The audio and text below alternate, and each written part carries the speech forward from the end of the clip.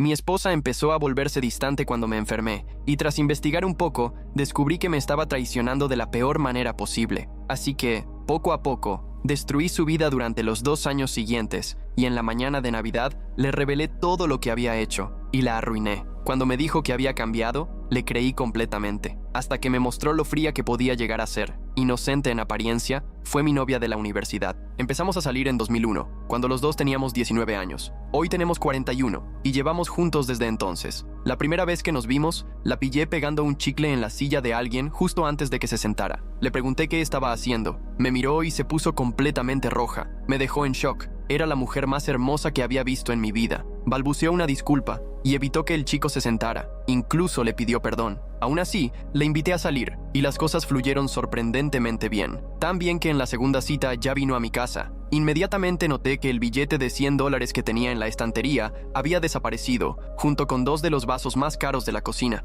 Pero nunca he sido de los que se quedan callados. La llamé en ese instante y le pregunté directamente qué había pasado con mis cosas. Se echó a llorar, colgué y conduje directo a su casa. Cuando abrió la puerta, me dejó pasar y volvió a llorar. Le pregunté qué estaba mal y comenzó a decir que era una persona horrible. Intenté tranquilizarla, pero me interrumpió para decirme que lo era de verdad. Me confesó su pasado. En la secundaria solía molestar a otros estudiantes. En especial, había un chico con autismo al que solía acosar. Me dijo que ahora que estaba en la universidad, quería cambiar, pero que los viejos hábitos eran difíciles de romper y le costaba mucho. Se me hizo un nudo en el estómago. Yo había estado en la misma situación, pero como víctima, no como agresor. Y, de forma retorcida, escuchar a alguien que solía maltratar hablar con tanto remordimiento, a alguien de quien además me estaba enamorando, resultó algo sanador. Incluso me hizo sonreír. La abracé. Fue un momento muy especial entre nosotros. Y desde entonces, le perdoné cosas que la mayoría de los hombres ni siquiera tolerarían, simplemente porque ella me prometió que quería cambiar.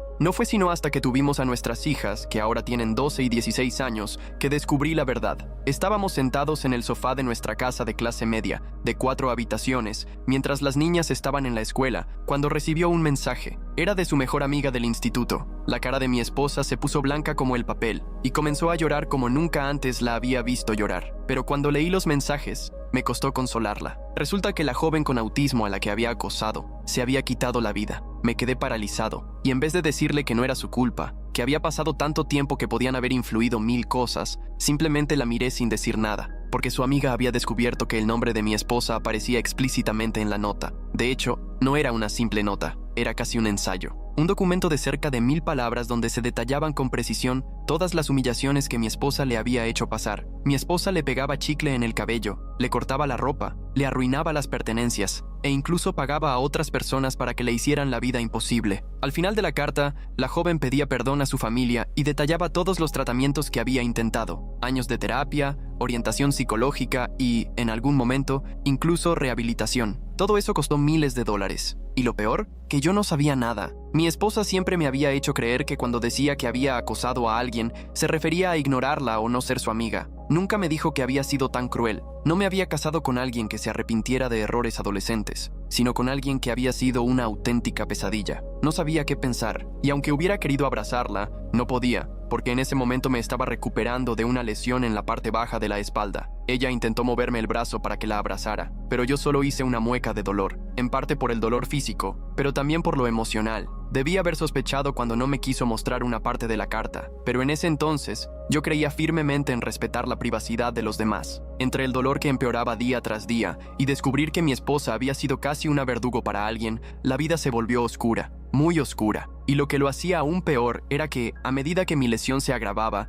más dependía de ella para todo, desde conducir hasta ayudarme a atarme los cordones. Y lo único que yo quería era espacio, tiempo lejos de ella. Y finalmente lo conseguí, pero no como había imaginado. «¿Podrías por lo menos recoger tus cosas?», decía molesta mientras recogía los frascos de mis medicamentos de la mesa de noche. «Perdón», respondía, odiando sentirme tan inútil. «El médico dijo que no debo agacharme». Ella suspiraba exageradamente. Y entonces, de la nada, mi esposa, Lisa, empezó a salir con compañeros de trabajo con más frecuencia después de la oficina. Entre noviembre de 2019 y febrero de 2020, se convirtió en algo habitual. Yo no sospeché nada. En 20 años jamás me había dado razones para desconfiar, al menos en cuanto a fidelidad. Cada uno tenía sus propios amigos, además de los que compartíamos. Yo también salía con mis amigos sin problema. Todo parecía normal, o eso creía. pero una noche de insomnio fue suficiente para que nuestro matrimonio comenzara a desmoronarse, porque, tras semanas dándole vueltas a la nota y preguntándome si mi esposa era realmente quien decía ser, la curiosidad me venció. Mientras dormía, leí la carta completa, y la parte que no había querido mostrarme ni siquiera era tan grave. No entendía por qué la había ocultado. Para dar contexto, la chica mencionaba que últimamente tenía más pretendientes que mi esposa y que casarse conmigo era, según ella, algo patético. Ni siquiera me dolió, solo me confundió, pero aparentemente, a mi esposa sí le había afectado mucho más que a mí, porque ese pequeño párrafo fue el detonante para que empezara a destruir mi vida. Fue por enero que empecé a notar que Lisa se volvía más distante. Las muestras de cariño espontáneas, abrazos, besos, desaparecieron por completo. El teléfono se volvió una extensión de su mano. Y eso no era raro, pero antes solía mostrarme cosas que encontraba. Ideas de manualidades en Pinterest, videos graciosos, noticias curiosas. Ahora no compartía nada. Incluso su tono de voz cambió. Era más seco, como si yo le molestara. Una noche entré a la cocina mientras ella escribía un mensaje. ¿Con quién hablas?, pregunté. Saltó, literalmente, abrazando su teléfono contra el pecho. Dios, qué susto me diste. Con nadie. Cosas del trabajo.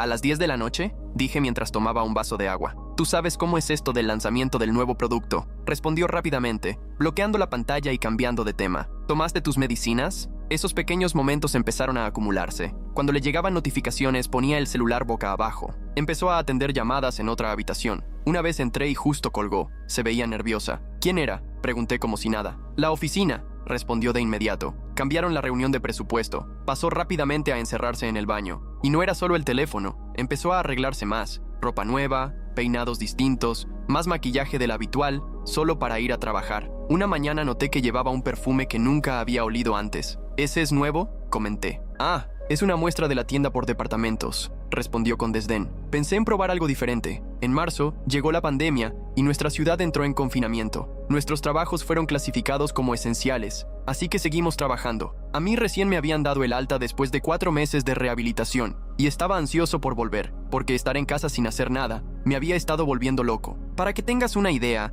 suelo ser muy activo. Juego al fútbol 3 veces por semana, voy al gimnasio con regularidad y me encargo de todos los proyectos de renovación en casa. Volver al trabajo fue un alivio, pero también un reto. Mi espalda no estaba completamente recuperada, pero ser productivo otra vez me ayudó a nivel mental. Los protocolos por COVID lo cambiaron todo. Mascarillas, distanciamiento, desinfección constante. Aún así, era mejor que estar atrapado en casa con mi esposa, que cada vez se mostraba más distante. A la semana del confinamiento, Lisa anunció que tendría que empezar a trabajar horas extras otra vez. No lo cuestioné. Dado su rubro, asumí que sería algo esporádico, un día sí y otro no. Pero no, era todos los días, y no solo 1 o 2 horas. Llegaba con más de 3 horas de retraso, se duchaba inmediatamente, tenía un mínimo contacto conmigo y con nuestra hija de 12 años. La mayor, de 16, vivía con su novio al otro lado de la ciudad y se iba a dormir. ¿Otra noche larga?, pregunté después de casi 2 semanas de este patrón. La pandemia ha duplicado nuestra carga de trabajo, dijo mientras se quitaba la ropa de oficina. Todos están desesperados por conseguir suministros médicos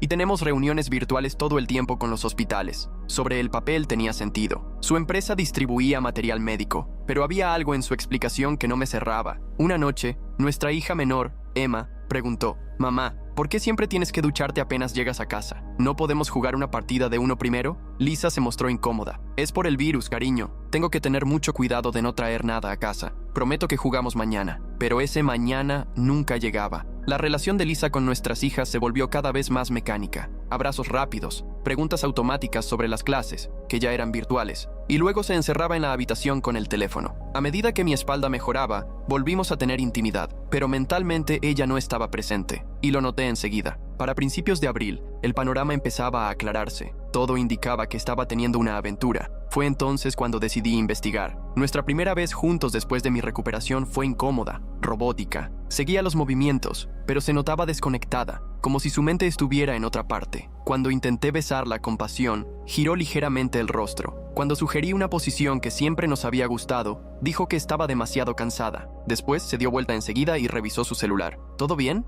pregunté, dolido y confundido. Sí, respondió sin mirarme. Solo revisando el correo del trabajo. A las 11:30 de la noche un sábado, busqué en internet señales de infidelidad y marcaba prácticamente todas las casillas. Luego investigué cómo obtener pruebas. Empecé por sus redes sociales. Revisando su Facebook, encontré fotos familiares, amistades y varias imágenes de salidas con compañeros de trabajo. En esas fotos, noté a un tipo que aparecía con frecuencia, demasiado cerca de ella, un brazo alrededor del hombro, una mano en la parte baja de su espalda. Demasiada confianza para alguien que yo ni siquiera conocía. El tipo destacaba de inmediato. Alto, de unos 1,88 metros, cabello oscuro con ese corte moderno que usan los chicos jóvenes, físico atlético, ropa costosa. En todas las fotos estaba al lado de Lisa, a veces susurrándole al oído, otras con la mano casualmente en su cadera. El lenguaje corporal entre ellos era innegable. La leve inclinación hacia el otro, las sonrisas cómplices, el contacto físico natural. Hice clic en su perfil, Marcus Johnson. Su foto de perfil lo mostraba escalando una roca. Sin camisa, por supuesto. Según su información,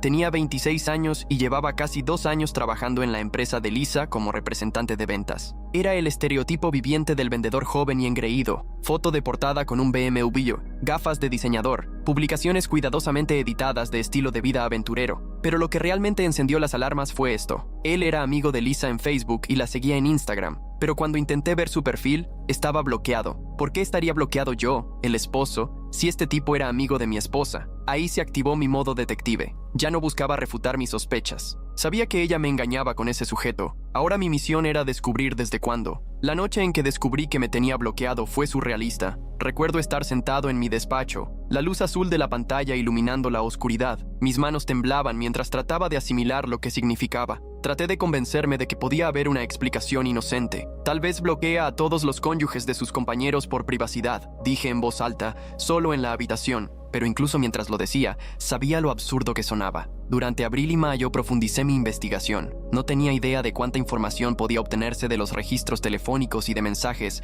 hasta ese momento. Nuestro plan familiar de telefonía ofrecía acceso a bastante data. El historial de contactos de Lisa mostraba que los 2 números con los que más se comunicaba entre octubre de 2019 y abril de 2020 eran el mío y otro que no reconocía. Una rápida búsqueda en Google confirmó que pertenecía al sujeto de las fotos, el que me había bloqueado en Facebook. Vamos a llamarlo el patán, porque eso es exactamente lo que es. Los registros de llamadas eran condenatorios. Mientras yo estaba en cama, recuperándome de una cirugía, lidiando con el dolor y la depresión, Lisa pasaba horas hablando con ese tipo. Había llamadas a horas extrañas. Muy temprano, antes de ir al trabajo, tarde por la noche, cuando creía que yo dormía, incluso durante su hora de almuerzo. Algunas duraban apenas 1 o 2 minutos, como para chequear algo rápido. Otras, más de 1 hora. Los mensajes eran aún peores. Cientos al día, empezando desde las 5 de la mañana y a menudo continuando hasta pasada la medianoche. El volumen de mensajes aumentó drásticamente durante el periodo en que estuve en recuperación, lo cual explicaba por qué ella parecía tan irritable y ausente. No era solo el estrés de cuidarme, estaba totalmente involucrada en una relación emocional. Como mínimo, el panorama era claro, pero muchos de sus mensajes eran inconexos, lo que indicaba que los estaba borrando. Sabía que me era infiel, pero necesitaba algo sólido. Fue entonces cuando le conté todo a mi mejor amigo, Dave. Me preguntó si la había enfrentado y le dije que no. Sentía que aún me faltaban pruebas. Dave me habló de una aplicación que permitía monitorear las comunicaciones en tiempo real. La instalé, la sincronicé con nuestro plan de datos y esperé. Dave y yo nos reunimos en su casa para hablar del tema. Necesitaba desahogarme con alguien antes de perder completamente la cabeza. Creo que Lisa me está siendo infiel, dije, sintiendo lo extraño que sonaban esas palabras saliendo de mi boca. La expresión de Dave cambió de curiosidad a preocupación. ¿Y qué te hace pensar eso? Le mostré las fotos de Facebook, los registros de llamadas, todo lo que había reunido hasta el momento. Él lo revisó todo con atención, frunciendo el ceño. Esto no pinta bien, amigo, dijo finalmente. Pero necesitas estar absolutamente seguro antes de enfrentarla. Llevan 20 años juntos. Lo sé, respondí, pasándome las manos por el cabello. Por eso necesito algo concreto, algo que no pueda negar ni justificar. Dave dudó un momento y luego sacó su celular. Hay una app que usó mi hermano cuando sospechaba de su esposa. No es exactamente ética, pero te va a dar la verdad. Me enseñó cómo instalarla,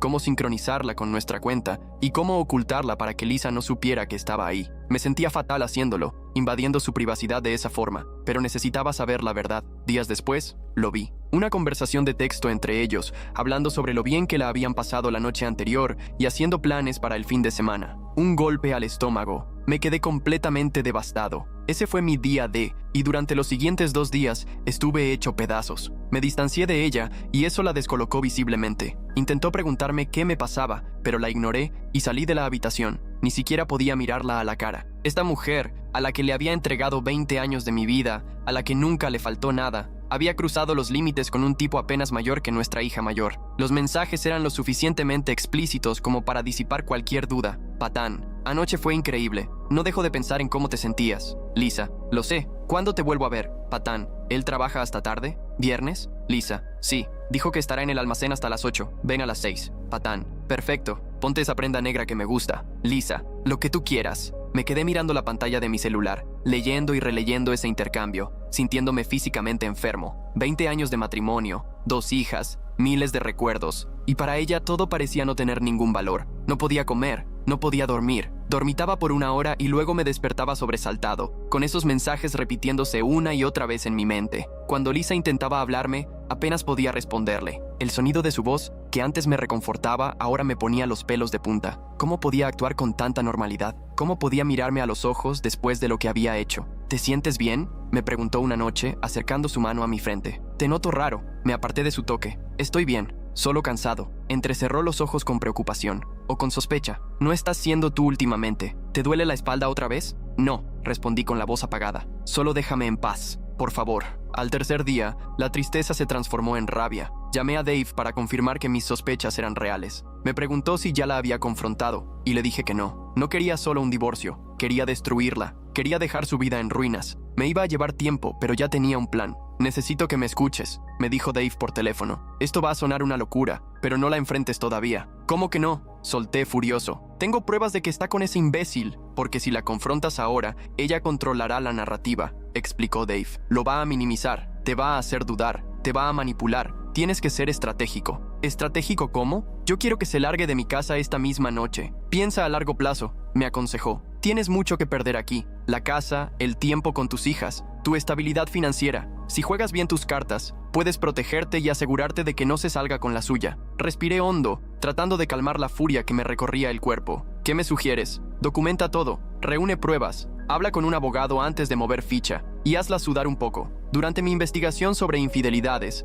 encontré una frase que se me quedó grabada. El enemigo de la infidelidad es la imprevisibilidad. Eso se convirtió en el eje de mi estrategia. Iba a hacerle la vida imposible mientras planeaba mi salida, en secreto. El plan era simple, pero eficaz. Cambiar mi comportamiento lo justo para incomodarla. Hacerle dudar, hacerle temer por su cómoda situación. Mientras tanto, reuniría pruebas, me prepararía financieramente y trazaría mi salida. No la enfrentaría hasta estar completamente listo para derrumbar su mundo. A principios de junio, seguía recopilando información a través de la app. Se comunicaban como si fueran una pareja oficial. Mensajes románticos, contenido íntimo, fotos explícitas, todo. Dejé de leer los mensajes y me dediqué solo a recolectar y catalogar todo en mi servidor privado. Al mismo tiempo, empecé a comportarme de forma poco habitual. Comencé a salir en horarios raros y regresaba más tarde que ella. Cuando estábamos juntos, me la pasaba pegado al celular. Si preguntaba qué hacía, solo decía, nada importante, y lo guardaba. La primera vez que lo hice, Lisa se quedó realmente confundida. Llevaba años llegando a casa a las 5:30 p.m. como un reloj, y de repente le mandé un mensaje. No me esperes para cenar. ¿Trabajando hasta tarde?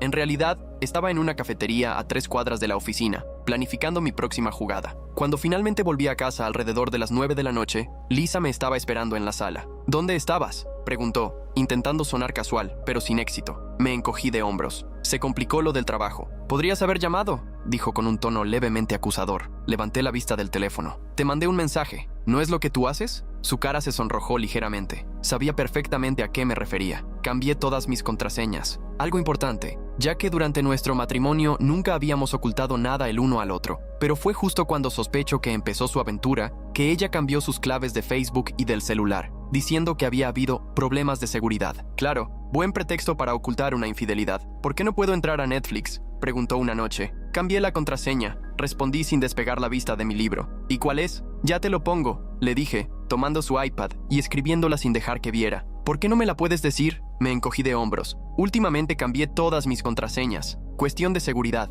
No podía quejarse sin quedar como hipócrita. La confusión y frustración en su rostro no tenían precio. Le conté mi plan a Dave, a mi hermana mayor y a 2 amigos de toda la vida. Personas en quienes confío plenamente y a quienes hice prometer que guardarían el secreto. Dave y yo somos amigos desde la primaria. A los otros 2, Jack y Rachel, los conozco desde la universidad. ¿Recuerdas a Rachel? Más adelante se vuelve importante. Mi hermana fue la más cautelosa. ¿Estás seguro de que quieres jugar a estos juegos? ¿Por qué no la enfrentas y terminas con todo? Porque va a mentir, le expliqué. Lo va a minimizar. Me va a pintar como paranoico. Necesito que ella sepa que yo sé, pero también necesito estar protegido legalmente antes de que eso pase. Jack fue más directo. Hermano, te entiendo. Te traicionó de la peor forma. Hazla sudar. Pero la reacción de Rachel fue la más visceral. Esa descarada, dijo Rachel cuando le mostré las pruebas. Después de todo lo que hiciste por ella, no se merece un divorcio fácil y limpio. Tiene que sentir lo mismo que tú estás sintiendo. Para Julio, Lisa ya estaba en modo paranoia total. Llamaba y enviaba mensajes constantemente, preguntando a qué hora iba a llegar, dónde estaba, qué estaba haciendo. La semilla de duda que había plantado comenzaba a florecer. En sus conversaciones con el patán, ella le confesaba que yo estaba actuando raro, distante, el colmo del cinismo. Sus mensajes al tipo se volvieron cada vez más desesperados. Lisa, ¿está actuando raro otra vez? Llegó anoche a las 11 oliendo a perfume. Patán, ¿tú crees que está viendo a alguien? Lisa, no lo sé. Nunca había hecho esto antes. Siempre ha sido tan predecible. Patán, tal vez está trabajando hasta tarde, como dice. Lisa, 3 semanas seguidas y ahora se ducha por las noches. Nunca hacía eso. Por supuesto, yo no estaba con nadie. El perfume era solo una muestra que me había rociado en la camiseta en el centro comercial. Las salidas nocturnas eran visitas a casa de Dave o de mi hermana. Las duchas antes de dormir eran solo para confundirla, para darle una probadita de su propia medicina. En una conversación, ella sugirió que dejaran de verse en nuestra casa porque ya no estaba segura de cuándo yo podía aparecer. Eso confirmaba que se habían estado viendo en mi hogar. Gracias, Lisa. El patán le preguntó si le preocupaba que yo pudiera estar siéndole infiel, lo que en realidad la molestó. No puedo describir la satisfacción que sentí leyendo esa conversación. Mi esposa infiel discutiendo con su amante si se sentía mal porque su esposo podía estarle siendo infiel. La ironía era exquisita. Lisa, ya no me siento cómoda con que vengas a la casa. Patán, ¿por qué? Hemos tenido cuidado. Lisa, él es impredecible. Aparece en cualquier momento. Patán, entonces usemos mi casa. Lisa, tus compañeros de piso siempre están ahí. Patán, ¿un hotel quizás? Lisa, necesito averiguar qué está pasando con él. Patán, ¿de verdad estás molesta porque podría estar viéndose con otra? Lisa, no entiendes. Esto no es propio de él. Patán, ¿y lo tuyo conmigo sí está bien? Suena un poco hipócrita, ¿no crees? Lisa, es distinto y lo sabes. Nuestro matrimonio lleva muerto años. Ese último mensaje fue como una puñalada directa al corazón. Muerto por años. Habíamos tenido nuestras dificultades como cualquier pareja, pero yo creía que estábamos bien. Seguíamos saliendo a cenar, celebrando aniversarios, haciendo planes para el futuro. ¿Había sido todo una mentira? ¿Llevaba ella más tiempo desconectada del que yo pensaba? Lo cierto era que yo no estaba con nadie. Mis salidas eran para tomar algo con Dave o Jack, ver partidos o visitar a mi hermana y a su esposo, quien a sus 55 años es como un hermano mayor para mí. A mi hermana le conté sobre la infidelidad de Lisa, pero no le mencioné mi plan de venganza. Su marido no sabe guardar secretos. No entiendo por qué simplemente no la enfrentas, me dijo ella una tarde, mientras tomábamos café. Todo este teatro debe ser agotador. Lo es, admití. Pero necesito estar preparado. Necesito protegerme y proteger a las niñas. Y hacerle creer que tienes una aventura ayuda en qué. Suspiré. No se trata de hacerle creer que le soy infiel. Se trata de crear incertidumbre, quitarle esa sensación de control. Ahora mismo cree que lo tiene todo bajo control. Su aventura, el matrimonio, su imagen. Le estoy demostrando que no es así. Mi hermana negó con la cabeza. Solo ten cuidado. Estos juegos pueden complicarse. Y rápido. Avancemos hasta octubre. Mi falsa infidelidad llevaba 3 meses en marcha, y Lisa estaba cada vez más atenta al hecho de que yo me estaba alejando. Desde que implementé mi plan, no la había tocado. Ni abrazos, ni besos, ni intimidad. No es que ella los necesitara. Seguía acostándose con el patán, pero ahora lo hacían en su apartamento o en hoteles. La distancia entre nosotros se volvió una presencia tangible en casa, como si un tercer ser viviera con nosotros. Nos movíamos con cuidado, hablábamos solo lo justo, evitábamos el contacto visual. Nuestra hija menor, Emma, por supuesto, lo notó. ¿Están peleados tú y mamá?, me preguntó una mañana de sábado, mientras Lisa estaba haciendo las compras. Dejé la taza de café. ¿Por qué preguntas eso? Ya no se hablan, dijo ella con la mirada baja, y nunca están en casa al mismo tiempo. Se me rompió el corazón. Con solo 12 años, era lo suficientemente perceptiva como para notar la tensión, pero demasiado joven para entender la causa. Las relaciones de adultos a veces se complican, cariño, pero quiero que sepas que tanto tu mamá como yo te queremos muchísimo. Eso nunca va a cambiar. Ella asintió, pero pude ver en su cara que no estaba convencida. Me prometí a mí mismo asegurarme de que tuviera apoyo extra cuando todo saliera a la luz. El 20 de octubre, Lisa me llamó al trabajo, algo que no hacía desde hacía meses, para pedirme que fuera directo a casa. Tenía algo importante que decirme. Medio esperaba que fuera a confesar, pero, por supuesto, no fue así. En lugar de eso, me preguntó si yo estaba infeliz con ella. ¡Qué descaro! Dijo que pasaba mucho tiempo fuera, que no mostraba cariño, que nuestra vida íntima se había apagado. Sugirió que quizás yo estaba resentido por cómo me trató durante mi recuperación, y entonces soltó la bomba. Me preguntó si le estaba siendo infiel. Al llegar a casa, la encontré sentada en la mesa de la cocina, con las manos rodeando una taza de té. Claramente se había arreglado, cabello peinado, maquillaje, el suéter que le regalé la Navidad pasada. ¿Qué es eso tan importante?, pregunté, sin siquiera quitarme la chaqueta. Siéntate, por favor, dijo señalando la silla frente a ella. Me mantuve de pie. Prefiero que no. Di lo que tengas que decir. Respiró hondo. Siento que te estoy perdiendo. Estás distante, frío. Ya casi no estás en casa. No hemos tenido intimidad en meses. No dije nada. Solo la miraba, disfrutando cómo se retorcía en su propia culpa. ¿Es por cómo te traté cuando estabas lesionado?, continuó. Sé que no fui tan comprensiva como debía. Estaba estresada por el trabajo y... ¿Y eso es lo que pasa?, la interrumpí. ¿Estás culpándote por cómo actuaste cuando estaba herido? No, es por nosotros, insistió. Algo está mal y quiero arreglarlo. Tuve que contenerme para no soltar una carcajada. ¿Ahora quería arreglarlo? ¿Estás con alguien más?, preguntó al fin con un hilo de voz. Literalmente colapsé en el suelo, riéndome como un demente. Una carcajada histérica, digna del Joker. Para ella, probablemente parecía que me reía de la acusación, pero en realidad me reía de la ironía brutal de la situación. Estuve 2 minutos en el suelo entre lágrimas, golpeando el piso antes de recomponerme. Me incorporé, la miré a los ojos por primera vez en meses, negué con la cabeza sin decir una palabra. Me levanté, me sacudí la ropa, le di un beso en la coronilla y seguí con mi noche. La expresión en su rostro fue inolvidable, una mezcla de confusión, alivio y sospecha latente. No sabía cómo interpretar mi reacción. ¿Me reía porque era absurdo o porque me había descubierto? Esa ambigüedad era exactamente lo que yo buscaba. Más tarde esa noche, en mi oficina, pensé, a la porra, y abrí la app para ver qué le estaba diciendo al patán. Estaban chateando en tiempo real. Lisa, sé que me está engañando. Lisa, le pregunté esta noche, y literalmente se rió en mi cara. Se cayó al suelo riéndose durante como 5 minutos. Ya ni siquiera le importa cómo me siento. No sé cómo ni por qué, pero ya no está. Sé que lo perdí. Esto es karma. La sonrisa que se me dibujó debió haber sido enorme. Se estaba quebrando. La respuesta del patán no tardó. Patán, estás exagerando. Probablemente se rió porque la idea le pareció absurda. Lisa, ¿no viste cómo fue? Era como si todo le pareciera un chiste. Como si yo fuera una broma para él. Patán, quizás solo está lidiando con sus cosas. Eso no significa que te esté engañando. Lisa, llega tarde a casa oliendo a perfume. Esconde su celular. Cambió todas sus contraseñas. Apenas me mira. El patán trató de consolarla, diciéndole que si yo hubiera estado realmente interesado en el matrimonio, ella no habría sentido la necesidad de buscarlo. Pero las respuestas de Lisa mostraban que empezaba a tener dudas.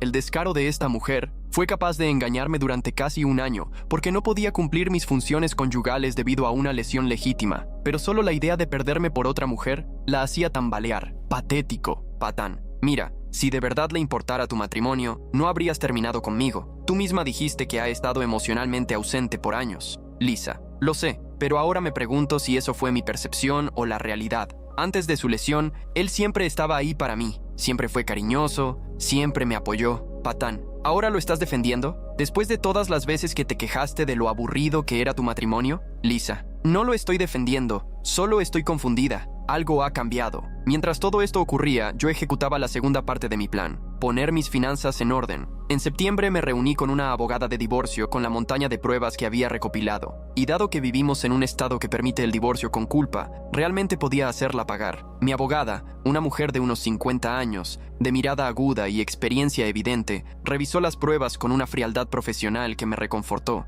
Esto está bastante completo, comentó, hojeando el archivador que le preparé. Mensajes de texto, registros de llamadas, ubicaciones. Ha sido minucioso. Tenía que estar seguro, le expliqué. Y ahora solo quiero salir de esto y proteger lo que es mío, asintió. En este estado, la infidelidad es una causa válida para el divorcio con culpa, lo cual juega a tu favor. Sin embargo, los tribunales tienden cada vez más a dividir los bienes de forma equitativa, sin importar quién tuvo la culpa. ¿Y eso qué significa para mí? Que probablemente aún tendrás que dividir los bienes de forma más o menos igual, pero la infidelidad puede influir en la pensión conyugal. Podemos argumentar que su conducta fue perjudicial para el matrimonio, lo que podría reducir o eliminar la manutención. Pasamos la siguiente hora elaborando una lista de cuentas a separar, bienes que proteger, cómo documentar objetos valiosos del hogar. Me aconsejó comenzar a transferir fondos a una cuenta personal, pero hacerlo gradualmente para no levantar sospechas. ¿Y la casa?, pregunté. Era el bien más valioso y el que más me importaba. Eso es más complejo, admitió. Si quieres conservarla,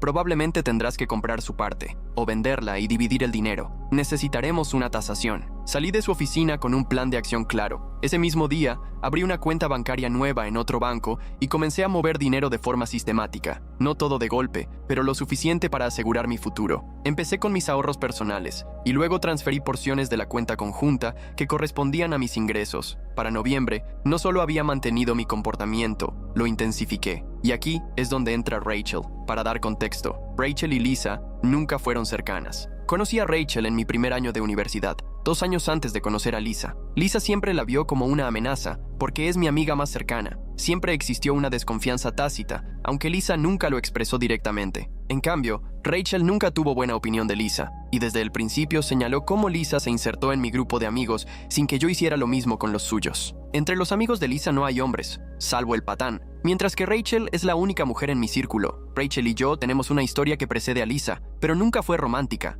Nos conocimos en la clase de Introducción a Economía y conectamos por nuestro odio común hacia la materia. Es brillante, directa y leal a morir, cualidades que la hacen una amiga increíble, pero que también intimidan a algunas personas, incluyendo a Lisa. La tensión entre ambas era sutil pero constante. En reuniones de grupo, Lisa se posicionaba entre Rachel y yo. Interrumpía nuestras conversaciones o buscaba excusas para alejarme. Rachel lo notaba, pero nunca hizo comentarios directos, al menos no frente a Lisa. «A tu esposa no le caigo muy bien», observó Rachel una vez después de una fiesta. «Solo es protectora», le respondí. Rachel alzó una ceja. «¿Protectora de qué? ¿De tu autonomía?» Me reí entonces, pero no estaba equivocada. Lisa siempre había sido sutilmente posesiva, sobre todo con mis amigas mujeres. La ironía ahora era monumental. Rachel había quedado varada en el extranjero por culpa del COVID y finalmente regresó el 3 de noviembre. Dave, Jack y yo celebramos su regreso con una cena en casa de Jack. Solo nosotros. La esposa de Jack, que además es hermana de Rachel, también estaba presente.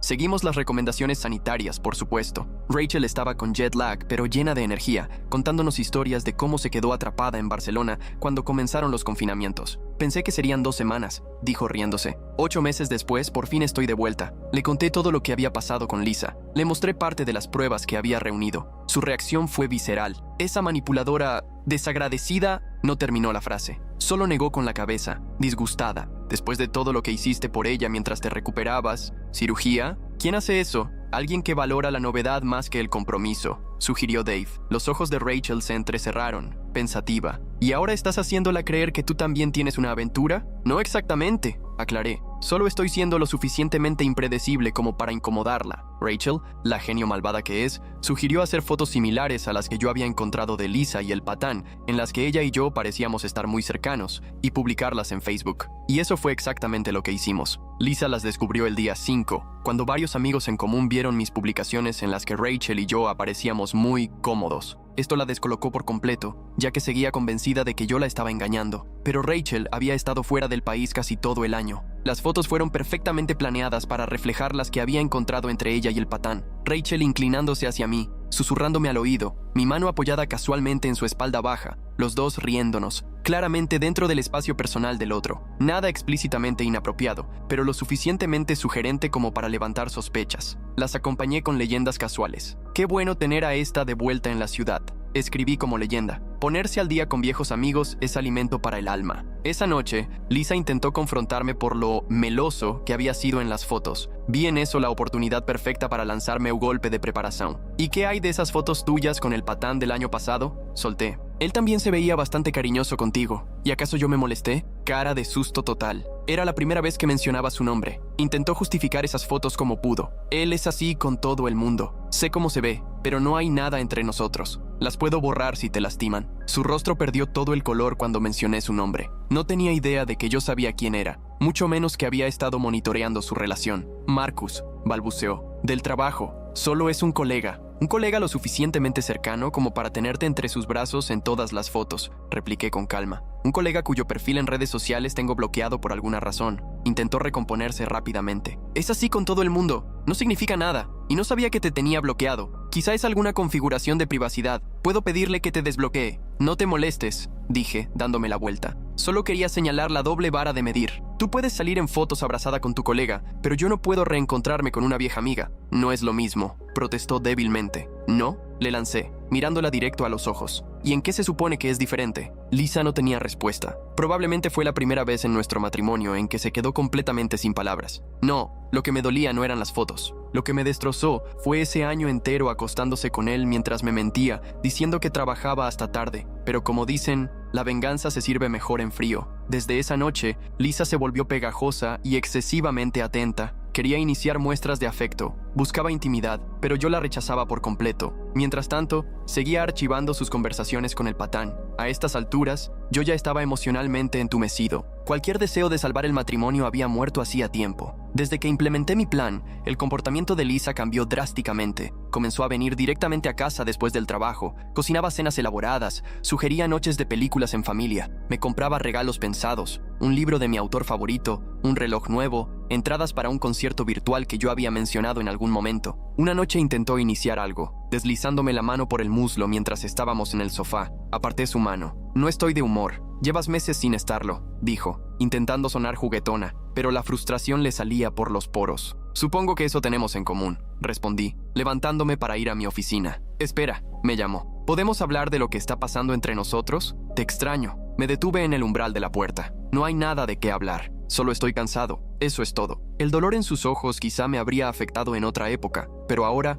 ya no sentía nada. La mujer que amaba ya no existía. Fue reemplazada por alguien que no reconocía. Alguien capaz de traición, de mentir sin remordimiento, de pura hipocresía. Le dijo al patán que yo había empeorado, que ya no sabía qué hacer, que sentía como si yo la odiara. Y era cierto, la odiaba. Y entonces soltó la bomba. Le dijo que no podía seguir viéndolo, que la culpa la estaba asfixiando, que no podía arriesgarse a perderme, que lo amaba profundamente, pero que aún estaba enamorada de mí y necesitaba salvar su matrimonio. Demasiado tarde, por unos 8 meses, para ser exactos. El intercambio fue brutal. Lisa, ya no puedo seguir con esto. Necesito centrarme en mi matrimonio. Patán, ¿de dónde viene esto? Ayer mismo estabas planeando pasar el fin de semana en mi casa. Lisa, lo sé y lo siento, pero las cosas han cambiado. Él sabe algo. Mencionó tu nombre, patán. ¿Y qué? No tiene pruebas de nada. Lisa, no importa. Lo siento alejarse y no puedo perderlo. Es mi esposo, el padre de mis hijas. Patán. ¿Y yo qué soy entonces? ¿Solo el tipo con el que llevas un año acostándote? Lisa, por favor no lo hagas más difícil. Me importas. De verdad, te quiero, pero sigo enamorada de él. Patán. Eso es mentira y lo sabes. Si de verdad lo amaras, no habrías estado en mi cama la semana pasada. Lisa, cometí un error, uno enorme. Pero ahora mi familia tiene que ser la prioridad. El patán perdió la compostura, diciendo cosas como, él no te quiere como yo, y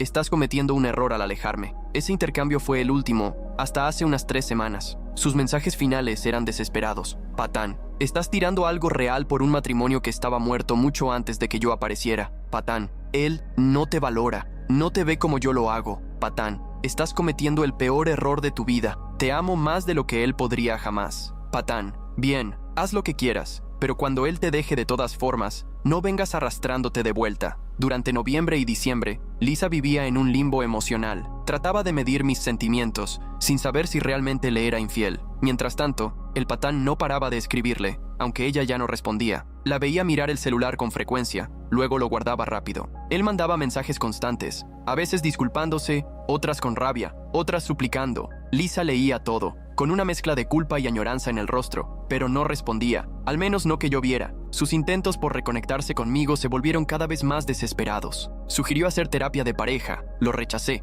Planeó una escapada de fin de semana, le dije que no podía pedir días libres. Incluso intentó recrear nuestra primera cita, mismo restaurante, pero con comida para llevar, por el COVID, misma película, mismo vino. ¿Te acuerdas de nuestro primer San Valentín? Me dijo una noche, mostrándome un álbum de fotos que había sacado del trastero. Me diste esta pulsera de plata que todavía llevo puesta. Eché un vistazo sin mucho interés. Fue hace mucho tiempo. 20 años no es tanto, susurró. No cuando amas a alguien. No le respondí. Solo dije que necesitaba hacer una llamada. Sus palabras ya no significaban nada para mí. Cada recuerdo dulce estaba contaminado por su traición. La fase 2 estaba completa. Papeles de divorcio listos, estudio alquilado, con un contrato de 2 años y todo mi dinero en mi cuenta personal, estaba listo para el golpe final. Mi nuevo apartamento era modesto pero cómodo, una habitación en un edificio seguro al otro lado de la ciudad. Lo amueblé con lo mínimo, una cama, un sofá, un escritorio para trabajar y lo básico de cocina. No se sentía como un hogar, pero tampoco era su propósito. Era una base temporal, un lugar donde empezar de nuevo. Los papeles de divorcio eran detallados, citando la infidelidad como causa, con una muestra del cúmulo de pruebas que había reunido. Mi abogada los preparó meticulosamente, asegurándose de que yo quedara protegido financieramente y de que la infidelidad de Lisa quedara claramente documentada. Una vez que presentes estos documentos, me advirtió, no hay vuelta atrás. ¿Estás absolutamente seguro de que es lo que quieres? Más seguro de lo que he estado de cualquier cosa en años, le aseguré. Llegó el día de Acción de Gracias,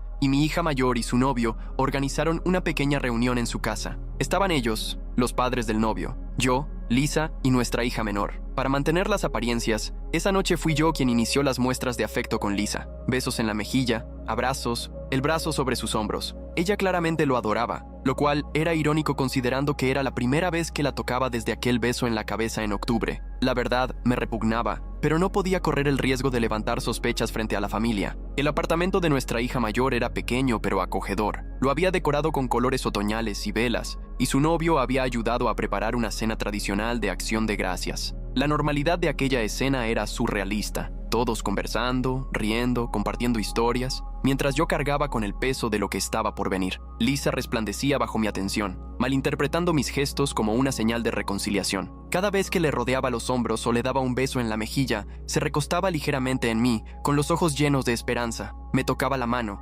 buscando una seguridad que no existía. «Parecen estar mejor», comentó nuestra hija mayor mientras Lisa ayudaba a la madre del novio en la cocina. «¿Ah, sí?», respondí con evasiva. «Sí, mamá estaba preocupada por ustedes. Dijo que has estado distante». Fingí una sonrisa. «Estamos avanzando». Ella pareció satisfecha con esa respuesta, aunque no confirmé absolutamente nada. Me dolía mentirle, incluso por omisión, pero pronto conocería la verdad. Nuestra hija menor decidió quedarse esa noche con su hermana, así que Lisa y yo volvimos a casa solos. En el coche me agradeció por haber sido amable con ella. «No sé por lo que estás pasando, pero estoy aquí para ti». Casi me echo a reír otra vez, pero me contuve para responder. «Lo sé, solo necesito tiempo». El resto del camino fue en silencio. De vez en cuando, Lisa me tomaba la mano para apretarla. Lo permití, sabiendo que sería la última vez que toleraría su contacto. «Gracias por esta noche», dijo al llegar a casa. Se sintió como si fuéramos nosotros otra vez.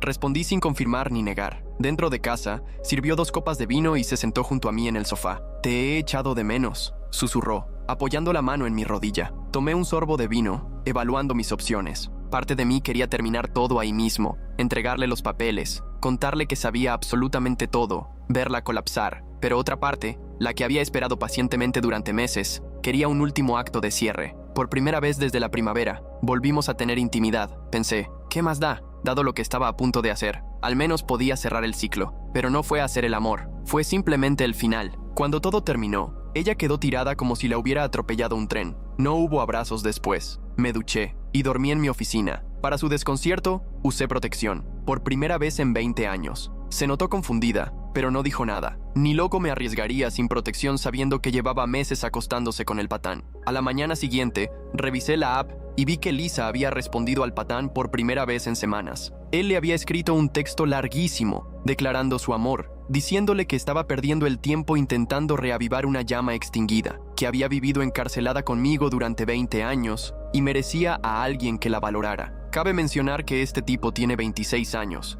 apenas es mayor que nuestra hija mayor, y está obsesionado con una madre casada, con 2 hijas, de más de 40. Lamentable. Ella destruyó nuestro matrimonio por este niñato con complejo de poeta sensible. Patético. El mensaje de él era un manual de manipulación emocional. Patán, te he dado el espacio que pediste, pero ya no puedo seguir callando. Cada día sin ti es una tortura. Veo parejas caminando juntas y pienso en nosotros. Escucho canciones que me recuerdan a ti y tengo que detenerme porque no puedo seguir conduciendo entre lágrimas. Lo nuestro no fue solo una aventura, fue real. Más profundo que cualquier cosa que haya vivido. Ya no eres una prisionera, Lisa. Eres libre para estar con alguien que ve tu alma y valora cada parte de ti. Él tuvo 20 años para apreciarte y falló. No desperdicies otros 20 intentando revivir lo que ya murió. Tú mereces más. Me mereces a mí. Ella le repitió lo mismo de antes, que lo quería, que había disfrutado lo que tuvieron, pero que no podía perderme a mí, que yo seguía siendo el amor de su vida, aunque siempre tendría un lugar para él en su corazón, que podían seguir siendo amigos, pero que la parte física había terminado. Él le rogó verla una última vez esa semana, y por supuesto, ella aceptó.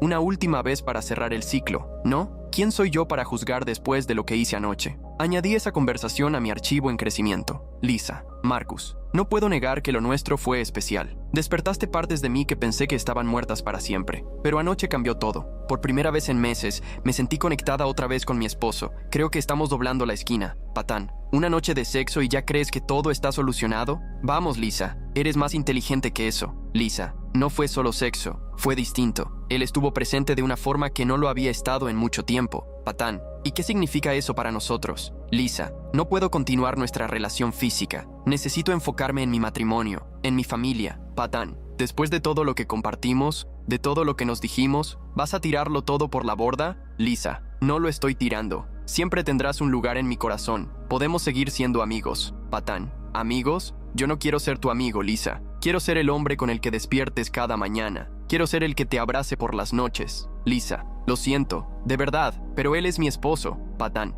al menos dame la oportunidad de despedirme como corresponde. Una última vez. Solo nosotros, por favor, Lisa. Lisa, no creo que sea buena idea. Patán, por favor, Lisa, lo necesito. Para cerrar el ciclo, necesito verte una vez más. Lisa, está bien, jueves después del trabajo, pero solo para hablar. Patán, solo para hablar. Gracias. El 4 de diciembre marcó el comienzo de la fase 3. Operación Protocolo Fantasma. Con los papeles de divorcio listos, el nuevo apartamento preparado, necesitaba comenzar a trasladar mis pertenencias. Pero antes, tenía que hablar con mis hijas. Llamé a mi hija mayor esa misma noche de viernes. Con ambas en mi oficina, les conté todo. No en detalle, pero sí lo esencial, que su madre me había engañado durante más de un año y que iba a presentar la solicitud de divorcio. Mi hija menor se quedó devastada, más aún porque, hace unos meses, había sufrido su propia primera traición. Su primer novio le fue infiel. Verla con el corazón roto de nuevo, al descubrir que su propia madre era capaz de eso, le destrozó el alma. Temía esta conversación más que cualquier otra parte del plan. ¿Cómo le dices a tus hijas que su madre ha traicionado no solo a su padre, sino también a ellas? ¿Cómo destruyes la imagen que tienen de su familia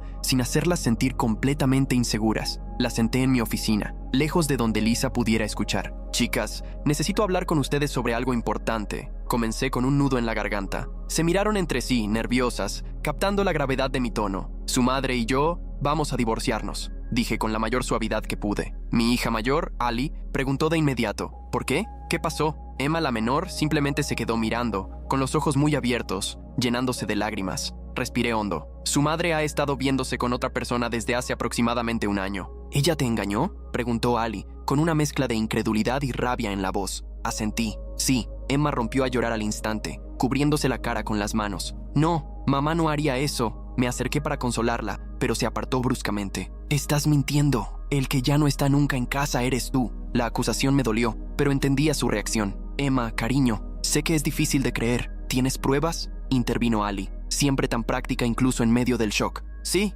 respondí. Muchas. Yo tampoco quería creerlo, pero no hay dudas. Emma seguía llorando, pero la expresión de Ali se endureció. Por eso has estado actuando diferente. ¿Tú ya lo sabías? Asentí lentamente. Lo descubrí hace meses. Estaba tratando de decidir cómo manejarlo, cómo protegerlas. ¿Ella sabe que tú lo sabes?, preguntó Ali. Todavía no. Voy a presentar el divorcio la semana que viene. Emma levantó la vista, con los ojos llenos de pánico. ¿Y qué va a pasar con nosotras? ¿Dónde vamos a vivir? Ali, que se mantuvo más serena, sugirió llevarse a su hermana a vivir con ella por un tiempo, hasta que todo se estabilizara. Estuve de acuerdo. Empacamos algunas de sus cosas y, antes de irse, Emma me preguntó, ¿vas a estar bien? Sí, cariño, le aseguré. Voy a estar bien. Y ustedes también. Vamos a estar todos bien, te lo prometo. Y se fueron. Lo más difícil ya había pasado. Hora de lanzar la bomba. Al verla salir por la puerta, sentí una mezcla de alivio y una tristeza profunda. El secreto ya no era secreto, al menos para quienes más importaban. Mis hijas sabían la verdad, y aunque su dolor me destrozaba, sabía que la honestidad era el único camino hacia adelante. Durante las semanas siguientes,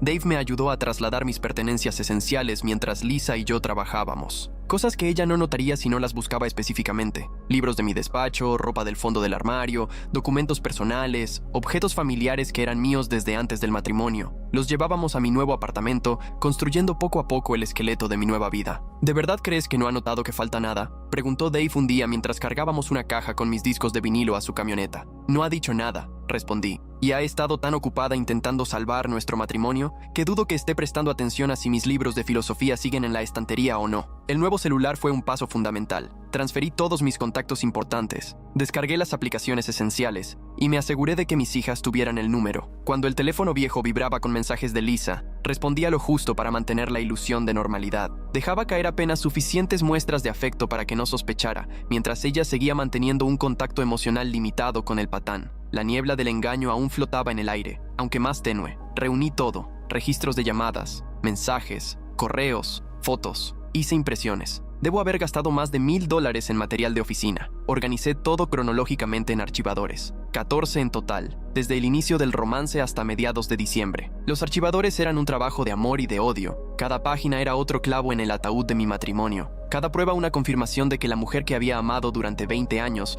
me había traicionado de forma sistemática. Los codifiqué por colores, creé índices, redacté resúmenes al inicio de cada sección. Puede que fuera obsesivo, pero también fue terapéutico. Cada mensaje resaltado, cada foto anotada, era un paso firme hacia mi liberación. Metí cada archivador en una caja, los envolví como regalos y los dirigí a diferentes destinatarios: mi madre, los padres de Lisa, sus 2 hermanas, su hermano, su departamento de recursos humanos. Mencioné que el patán trabaja con ella y que la empresa tiene una política estricta contra relaciones entre compañeros, varias de sus amigas, el propio patán y sus padres. Los envié todos el 16 de diciembre, con entrega estimada entre el 22 y el 24. El momento perfecto. Los paquetes estaban envueltos con papel festivo, cintas y tarjetas de regalo que decían simplemente: la verdad, feliz Navidad. Dentro de cada uno, incluí una nota personalizada explicando que el contenido revelaba el romance extramatrimonial de Lisa durante el último año, con fechas, ubicaciones y mensajes explícitos. Para recursos humanos, añadí una sección especial resaltando la violación de la política de la empresa. La víspera de Navidad, Lisa llegó a casa a la hora habitual. No sé si vio al patán.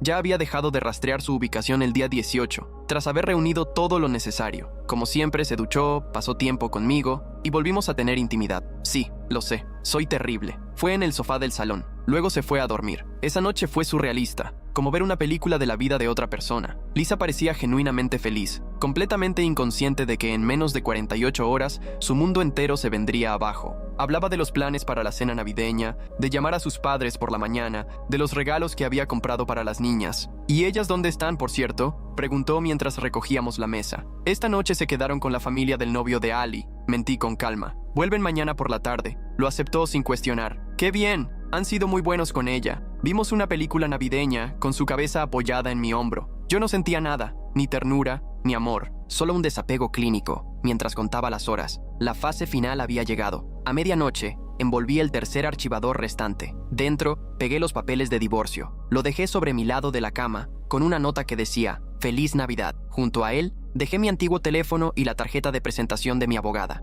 Empaqué mis cosas esenciales, apenas 2 mochilas, y salí por última vez de la casa que habíamos compartido durante 20 años. Antes de irme, eché una última mirada a la casa. 20 años de recuerdos, mañanas de Navidad con las niñas emocionadas, cenas con amigos, noches tranquilas leyendo juntos, todo ahora contaminado por su traición. Ya no sentía tristeza, solo vacío. Esa casa ya no era mi hogar. No lo había sido desde hacía mucho. Cerré la puerta y envié un último mensaje a mis hijas. Ya está hecho. Las amo más que a nada. Llámenme cuando puedan. Eso fue hace una semana. Estoy completamente fuera del radar. Desaparecido. Fantasma. Ella está bloqueada en Facebook, aunque no la eliminé todavía, para monitorear el caos, que ha sido glorioso. Mis paquetes llegaron a todos los destinatarios, y Lisa está siendo destrozada. Su hermana menor la enfrentó públicamente. Sus padres la condenaron. Mi madre la despedazó verbalmente. Siempre supe que mi madre tenía un lado fiero, pero lo que le dijo a Lisa fue casi sobrenatural. La mañana del día de Navidad empezaron a llegar los mensajes y llamadas en avalancha. Primero de Lisa, frenética y confundida. ¿Dónde estás? ¿Qué es este archivador? ¿Estos papeles? Por favor, llámame. Tenemos que hablar de esto. Es una locura. No puedes simplemente irte así. Contesta el teléfono. Luego de su familia. Su hermana publicó en Facebook de forma pública: a mi hermana, que traicionó a su esposo y a sus hijas por un capricho con un muchacho. Has deshonrado a toda nuestra familia. No esperes compasión. Su madre dejó un mensaje de voz en mi nuevo número. No tengo idea de cómo lo consiguió. Siempre te consideré un hijo. Lo que hizo Lisa es imperdonable. Solo quiero que sepas que te queremos a ti y a las niñas, y estamos aquí para lo que necesiten. La respuesta de mi propia madre fue bíblica en su furia. Le dijo a Lisa de todo, sin filtros, y luego la bloqueó en todas las plataformas después de dejarle un último mensaje. Tenías a un buen hombre, uno que te adoraba, y tiraste 20 años por la borda por un niño que probablemente ni sabe lo que es el compromiso. Te mereces cada pedacito del dolor que ahora estás sintiendo. Lisa ha estado desesperadamente tratando de encontrarme. Ha estado publicando mensajes suplicantes en Facebook, sabiendo que probablemente los estoy viendo, pero no diré una sola palabra sin que mi abogada esté presente. Esa será la próxima y única vez que compartiremos el mismo aire. Ella no tiene forma de girar esta historia para pintarme a mí como el villano, porque expuse la verdad ante todos los que realmente importan en su vida. Según un amigo en común que trabaja con ellos, ella y el patán serán puestos en licencia administrativa mañana. Es probable que entre al 2021 desempleada. Sus publicaciones en Facebook se han vuelto cada vez más desesperadas. Por favor, si alguien ha visto a mi esposo, díganle que me llame. Todo esto es un malentendido. Por favor, vuelve a casa. Cometí errores, lo sé, pero esto no es justo para nuestras hijas. Lo siento, de verdad, lo siento. Por favor, dame una oportunidad para explicarlo. Nadie siente compasión. Ni sus amigos, ni su familia, ni siquiera conocidos que se enteraron de la historia. Las pruebas eran demasiado completas, demasiado contundentes para negarlas o minimizarlas. En cuanto a los dos últimos archivadores, uno fue directamente para mi abogada, como evidencia oficial para el proceso de divorcio. El otro lo guardé para quemarlo en la fogata del patio de Jack cuando todo esté finalizado. ¿Me siento culpable? Ni lo más mínimo. Durante 20 años hice lo correcto por esta mujer. Le di el hogar, la familia y la vida que ella quería. La amé sin condiciones. Nunca fallé, nunca me desvié, ni siquiera consideré romper mis votos. Cuando hubo dificultades me comuniqué y traté de resolverlas con ella. Ella eligió la cama de otro hombre. En vez de decirme que estaba infeliz, decidió salir con un chico más joven que le provocaba mariposas. Así que no tengo ni una pizca de culpa por lo que hice, ni por ella. Puede que pierda la casa, un coche y tal vez tenga que pagar algo de manutención, pero dado que el divorcio se presenta bajo el cargo de adulterio y con la montaña de pruebas que tengo, es probable que eso quede anulado. Para mí, ella está muerta. No hay vuelta atrás y jamás miraré atrás. Pensé que me sentiría vacío después de ejecutar mi plan, pero sorprendentemente me siento más liviano. La rabia que me consumía desde hacía meses se desvaneció, reemplazada por una calma certera de haber hecho lo que debía. Me protegí, expuse la verdad y me negué a seguir siendo víctima de su engaño. Mis hijas están luchando con todo esto, especialmente Emma, pero estamos trabajando en ello juntos. Ali ha sido increíblemente solidaria, ayudando a su hermana a procesar lo que ocurrió. Estamos considerando opciones de terapia familiar para ayudarles a atravesar las secuelas. En cuanto a mí, voy día a día. Mi nuevo apartamento poco a poco va sintiéndose más personal, más como un hogar. Me he reconectado con viejos amigos. Empecé una nueva rutina de ejercicios. E incluso he considerado la idea de salir con alguien otra vez, aunque eso aún se siente prematuro. Rachel ha sido un apoyo constante. Me escribe todos los días, recordándome que hay vida después de la traición. Me sugirió que me una a su grupo de senderismo cuando me sienta listo. Un pequeño empujón hacia reconstruir mi vida social. Por ahora, estoy enfocado en sanar y en estar presente para mis hijas. Lo demás, la casa, el divorcio, los acuerdos financieros, se resolverá con el tiempo. Lo único que tengo claro es esto. Me negué a ser destruido por alguien que no supo honrar nuestros votos. Me negué a aceptar en silencio una traición. Y al defenderme, descubrí una fuerza que no sabía que tenía. El camino que tengo por delante es incierto, sí, pero por primera vez en años, es un camino que realmente me pertenece.